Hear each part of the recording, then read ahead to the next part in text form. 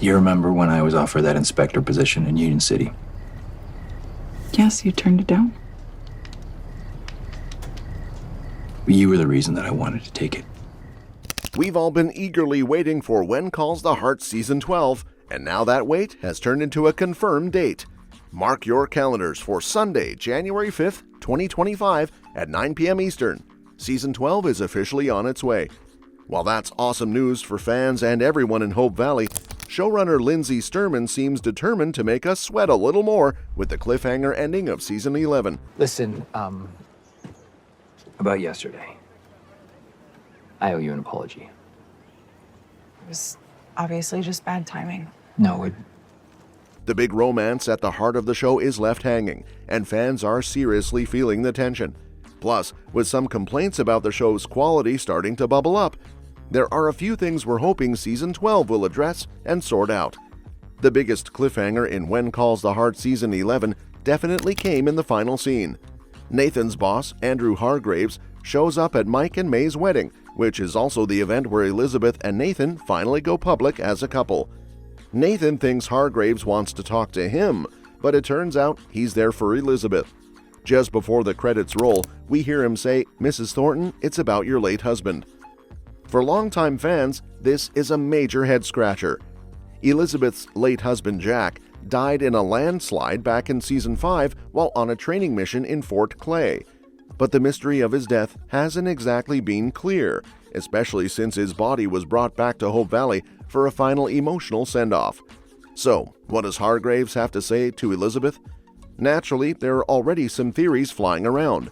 Some fans think Hargraves might have had a role in Jack's death since he's stationed in Fort Clay, which could be huge if Nathan's involved too.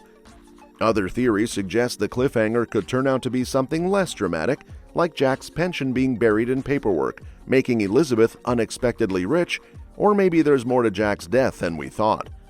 For now, all we know is what Kevin McGarry told TV Guide. He teased that the cliffhanger sets up some major problems for Season 12. They finally get to the honeymoon phase, but there's a big boulder thrown right in their way at the end of Season 11, he said. We'll see how Elizabeth handles it and where she stands with everything. Naturally, fans are coming up with all sorts of theories, and one of the wildest ones is that Jack might actually be alive. It's a pretty out there idea, but not entirely impossible.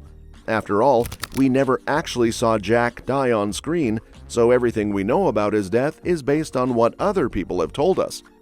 Some fans even question whether the body we saw in Season 5 was really Jack's. So, could Hope Valley have had a whole funeral for a landslide rock instead of Jack? It sounds a bit like a bad Fleetwood Mac song, but hey, it's a possibility. Let's be honest though, Jack being alive is a long shot. But if When Calls the Heart starts leaning into soap opera territory, it wouldn't be the first time a show did something totally unexpected, like Dallas bringing Bobby Ewing back from the dead. In that case, fans were so upset with the storyline that the writers had no choice but to undo it. If Jack isn't alive though, there's still a lot of mystery around Fort Clay and why they've been so secretive about Jack's death. Why is this big revelation coming up 7 seasons later? While we could blame bad writing, there's definitely something fishy going on. Let's give Hallmark the benefit of the doubt for now. It feels like they're setting up for something major. That said, what might surprise When Calls the Heart fans the most is the idea that Elizabeth and Nathan could actually be in it for the long haul. They've only been together for 1 season, and already words like soulmate are getting tossed around. At least, that's what Erin Krakow, who plays Elizabeth, thinks. It's been a pretty short relationship so far, and depending on what Hargraves has to say, it could end even sooner. If we're being honest, the chemistry between Elizabeth and Nathan just isn't hitting the same notes as her relationship with Jack did. Fans are understandably still holding out hope for Jack, especially now. On top of that, Elizabeth only ended things with Lucas at the end of Season 10, and there hasn't been enough time for fans of that ship to properly grieve the breakup. Elizabeth broke off their engagement because they wanted different things in life, which became clearer after Lucas was elected governor. But still, wouldn't true love make you work through those differences? I thought you and Lucas were still... Nathan, no. Krakow is confident that there's more to explore between Elizabeth and Nathan, even if the fans aren't totally on board yet. This suggests that wedding bells could eventually be in their future, though whether that happens in season 12 is still up in the air. Furthermore, we still don't know what's next for Janette. Fans were shocked to learn that Janette, Lucas's ex, was the one who shot him, revealing that she'd been posing as a gangster under an alias. It was a jaw-dropping twist, and she was quickly carted off to jail as fast as she appeared in Hope Valley. Janette, who was introduced in season 6, has played a significant role in Lucas's character development. She was once the person he dropped everything for, rushing to her rescue without hesitation. But by season 10, Lucas finally found his strength and backbone, which led to him losing funding for his dream resort project, and nearly losing his life in the process. Now that we know Lucas will be back for season 12, could Janette make a return too?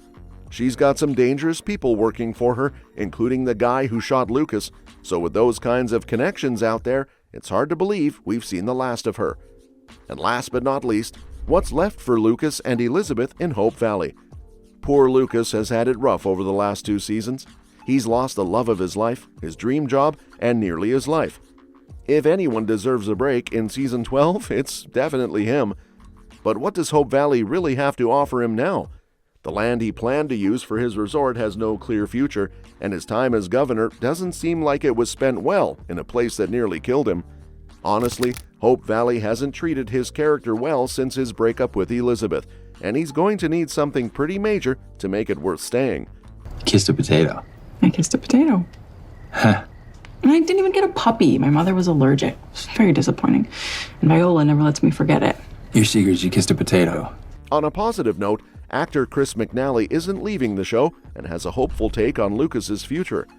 As we move through season 11, you'll see Lucas go through a lot of pressure, stress, and challenges that will reveal sides of him we haven't seen before.